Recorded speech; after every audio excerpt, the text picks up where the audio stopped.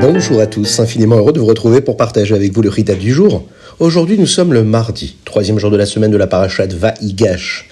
Zaïn Tevet, le 7e jour du mois de Tevet, 5784.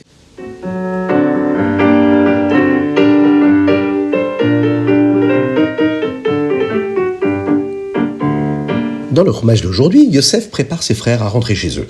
Il va les aider même à ramener leur père ainsi que toute leur famille avec eux en Égypte. Le Ruach HaKodesh, l'Esprit Saint que Yaakov avait avant que Yosef ne disparaisse et qu'il soit vendu par ses frères, ce Ruach HaKodesh, cet Esprit Saint, va revenir lorsqu'il découvre que Yosef est en vie. Yosef, lui, vient de révéler à ses frères qui il est vraiment. Il leur a dit de ne pas être embarrassés, de ne pas être inquiets, car tout s'est produit pour une raison bien définie, celle qu'Akadosh Baruch Hu avait prévue. Yosef va leur dire, maintenant, comprenez que c'est Hachem qui m'a envoyé ici. Il a fait de moi le plus haut fonctionnaire en Égypte. Rentrez rapidement chez vous et dites à mon père ce que je vous ai dit.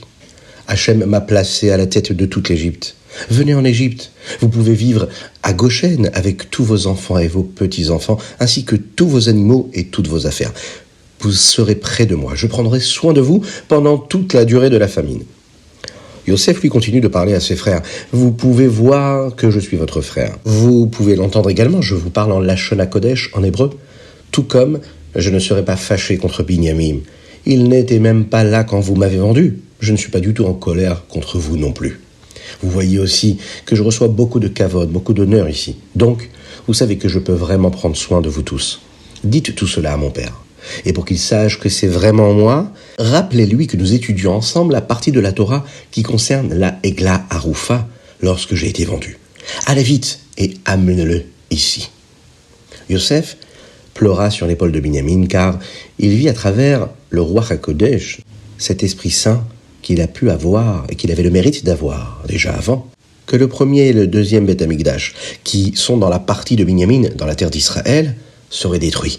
Binyamin, lui, pleura sur l'épaule de Yosef, car il vit à travers le Ruach HaKodesh, que le Mishkan à Shilo, qui était dans la partie de Yosef, de la terre d'Israël, lui aussi serait détruit. Yosef va embrasser tous ses frères et pleurer sur leurs épaules. Et après avoir vu qu'il leur pardonnait, il n'était plus si embarrassé qu'il ne l'était avant, et on put commencer à lui parler. Paro, lui, de son côté, entendit que les frères de Yosef étaient en Égypte. Lui et les officiers furent très très heureux de cela. Il leur dit de charger leurs animaux de nourriture. Il leur dit aussi qu'ils devraient amener toute leur famille et que Goshen serait là pour eux. La meilleure et la plus riche partie de l'Égypte serait à eux. Sans le savoir, ici, Paro faisait référence à une prophétie qui allait se réaliser plus tard. Oui, en effet, le peuple juif pourrait prendre les richesses de l'Égypte quand il partirait à la sortie d'Égypte. Il envoya des chariots pour les familles et leur dit de ne pas s'inquiéter pour leurs affaires. Ils pourraient obtenir tout ce qu'ils avaient besoin de recevoir ici, en Égypte. Yosef donna à chacun de ses frères des vêtements neufs. Et pour son frère Binyamin, il prépara 5 ensembles de vêtements et aussi 300 pièces d'argent. Yosef envoya un cadeau spécial à son père, qui comprenait 10 ânes mâles avec de la nourriture de qualité, du vieux vin, il y avait également des fèves fendues, et 10 ânesses avec du grain. Il envoya également du pain et tout ce qui peut se manger pour le voyage de retour en Égypte. Yosef dit à ses frères de partir et de faire attention de ne pas étudier des parties difficiles de la Torah en chemin, car alors ils pourraient ne pas prêter attention à la route et pourraient se perdre. Et même s'ils devaient partir rapidement, ils devraient faire attention. Il leur dit également de ne pas discuter de la responsabilité de sa vente, c'est-à-dire de ne pas remuer un petit peu ce qui s'était passé avant. Les Shvatim vont monter en Kenaan et dire à Yaakov ce que Yosef leur avait dit. Ils vont bien sûr commencer par lui dire que Yosef était en vie. Au début, Yaakov ne les croit pas du tout. Ils vont quand même insister. Et là, Yaakov va commencer à les croire lorsqu'ils vont répéter ce que Yosef avait dit. Et quand il va voir les chariots, puisque en hébreu, le mot chariot se dit agala, et cela ressemble à un autre mot qui se dit egla. Egla, c'est un veau. La Egla Arufa qu'ils avaient étudié ensemble, ce sujet-là en particulier, alors Yaakov a pu comprendre ici le signe que son fils Yosef lui avait envoyé à travers l'étude de la Torah, qui protège toujours chacun d'entre nous. C'est à ce moment-là qu'il va les craindre, et à ce moment-là, le Ruach HaKodesh, cet Esprit Saint, va revenir en Yaakov.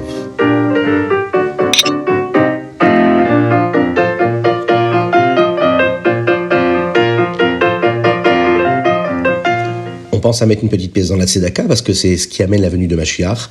On pense aussi également très très fort et on dédicace notre étude à tous nos frères en Eretz Israël qui se battent sur le front, à tous les blessés. On pense très très fort à tous ceux qui sont en captivité, qu'Akadosh Baruch Hu les protège, qui leur donne des forces et qui nous libère en nous envoyant le Mashiach. Nous allons tout de suite faire nos Teilim. Aujourd'hui, le Teilim passe en revue le chapitre Lamed Tet, Mem Aleph, Mem Bet et Mem Gimel, du 39 au 43. Dans l'un des chapitres des Teilim, il y a un verset qui dit comme ça, Ach betzelem italer ish. Cela signifie que les gens ne comprennent pas quoi faire dans le monde. Ils ne savent pas exactement ce qu'ils ont à faire. Et c'est un petit peu comme quand ils marchent dans l'obscurité. Ça nous arrive parfois de ne pas savoir ce que nous avons à faire et ce que Akadosh Baruch Hu attend de nous. Eh bien, le rabbi nous dit ici que le mot tselem, obscurité, signifie aussi tselem, l'image. Nous pouvons donc traduire le verset de cette façon-là, par seulement avec l'image peut une personne aller. Bon, on ne comprend pas vraiment ce que ça veut dire.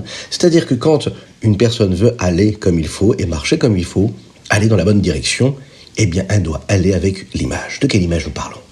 Le rabbi nous dit ici, c'est avec l'image d'un tzaddik. Lorsque nous regardons la photo du rabbi, eh bien, nous ne sommes plus aussi perdus.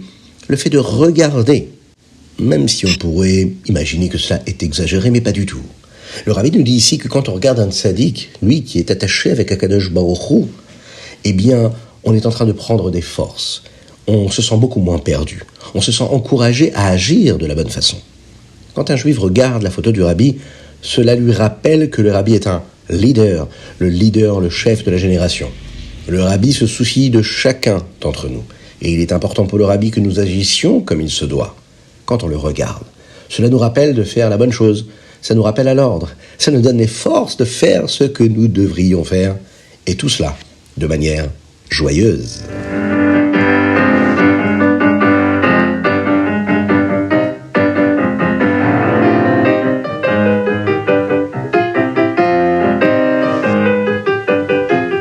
Tanya, l'Ikouté Amarim, chapitre 6. Dans le Tanya d'hier, nous avons appris que tout ce qui n'est pas de la sainteté, de la Kdusha, est automatiquement de la Klippa. La sainteté signifie quelque chose qui est fait spécialement pour Dieu. Et tout ce que nous faisons pour une autre raison, cela devient de la Klippa.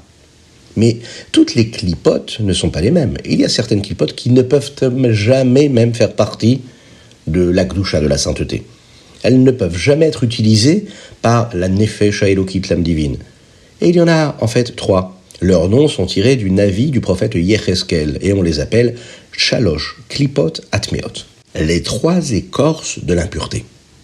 À la fin du Tanya d'aujourd'hui, le Rabbi Shlomo Zalman parle de quel type d'événements ou d'éléments ou de choses peuvent être ces clipotes-là. Par exemple, les nations du monde qui ne gardent pas les Sheva Mitzot Benedoar, c'est-à-dire les 7 lois noachides, les animaux non cachers, la nourriture non cachère, ou bien la nourriture qui est interdite à la consommation pour une autre raison, comme par exemple la orla, vous savez, ces fruits-là qu'on n'a pas le droit de consommer avant un temps précis, qui se trouve sur les arbres, ou bien le kilaïm, ce qui a été mélangé entre 2 espèces. Eh bien, tout ce type de choses-là qui est considéré comme un interdit à la consommation, c'est ce que nous appelons ici les 3 écorces de l'impureté. Ça en est la source. Dans le Tanya de demain, nous allons en apprendre davantage sur d'autres types de klippa, qui même si c'est de la klippa, peut être utilisé pour ensuite devenir une partie de la sainteté et s'élever pour Akadosh Baruch Hu.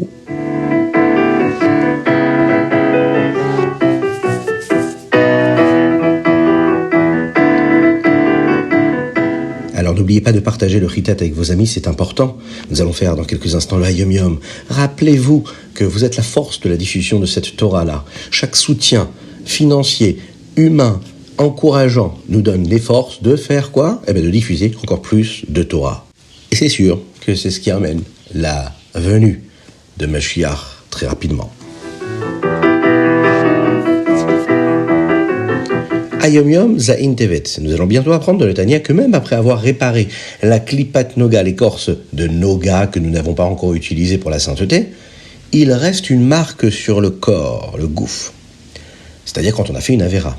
Généralement, le corps doit être nettoyé à l'aide de quelque chose que nous appelons le Chibut HaKever. Il arrive parfois où la Neshama a besoin d'un type de nettoyage qui est appelé le Kaf Akela. même s'il nettoie l'âme et le corps, ce sont des, entre guillemets, moyens de nettoyage qui sont assez douloureux pour le corps. Dans le Hayom Yom d'aujourd'hui, le rabbi nous montre une façon de s'assurer que l'âme et le corps restent propres et n'auront pas besoin de ce nettoyage plus tard. Par exemple, écoutez bien cela, dire des paroles de Torah, prononcer les mots, même si on ne comprend pas tout ce qu'on est en train de dire, dire des Teilim, dire des paroles saintes pendant 4 heures chaque jour, eh bien cela peut nettoyer notre corps afin qu'il n'ait même pas besoin de Chibut HaKever et dire autant de Mishnayot par exemple, de mots de Tanya, de Teilim, par cœur, réciter par cœur, autant que possible, hein. Eh bien ça empêche l'âme d'avoir besoin de ce kafak-là, de ces punitions-là qui sont en fait présentes pour nettoyer le corps de toutes les avérotes qu'il a pu commettre pendant sa vie.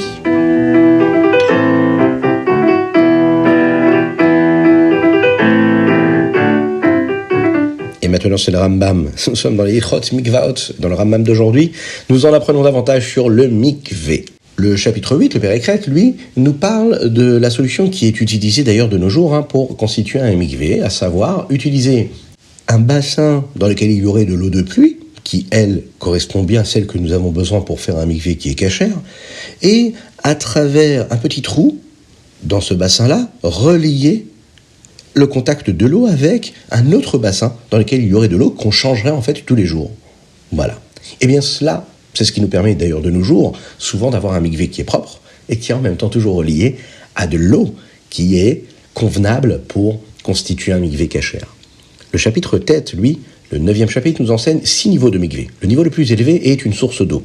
Ce niveau de mikvé doit être utilisé pour des choses comme de l'eau qui se mélange avec les cendres de la para adouma, ce que nous appelons menida, qui nécessite une eau d'une pureté maximale. Dans le chapitre Yud 10, le Rambam nous enseigne ce qu'il en est des moments où nous ne sommes pas sûrs de quelque chose. Que se passe-t-il si nous ne sommes pas sûrs s'il y avait assez d'eau dans le mikvé, Que se passe-t-il si nous ne sommes pas sûrs si l'eau qui est tombée dans le mikvé était suffisante pour le rendre interdit? Alors, est-ce qu'il y a une solution pour cela? Il y a parfois des solutions. Il faut approfondir notre étude dans le Rambam de ces lois-là du mikvé pour bien connaître chaque détail.